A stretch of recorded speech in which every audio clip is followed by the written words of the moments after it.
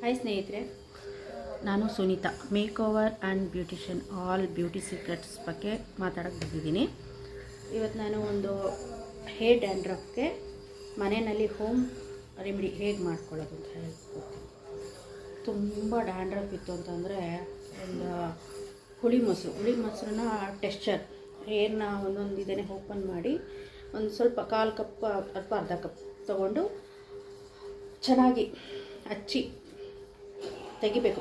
ಒಂದೊಂದೇ ಪೋರ್ಷನ್ ತೆಗೆದು ಹುಳಿ ಮೊಸರನ್ನ ಕಾಟನಲ್ಲಾದರೂ ಮಾಡಿ ಅಥವಾ ಕೈನಲ್ಲಿ ಈ ತುದಿ ಬೆರಳುಗಳಿಂದ ಹಚ್ಬಿಟ್ಟು ಒಂದು 5 ಮಿನಿಟ್ಸ್ ಮಸಾಜ್ ಮಾಡಿಬಿಟ್ಟು ಫುಲ್ಲು ಟೆಕ್ಸ್ಚರ್ ತಲೆ ಫುಲ್ಲು ಟೆಕ್ಸ್ಚರ್ ಮಸಾಜ್ ಮಾಡಿ ಒಂದು 1 ಅವರ್, ಹೇರ್ ವಾಶಿಗೆ ಮುಂಚೆ 1 ಅವರ್, ಸ್ನಾನಕ್ಕೆ ಹೋಗಿ ಮುಂಚೆ 1 ಅವರ್ ಬಿಟ್ಟು ಹಚ್ಚಿ ಬಿಟ್ಬಿಟ್ಟು ಹೇರ್ ವಾಶ್ ಮಾಡ್ಕೊಳ್ಳಿ.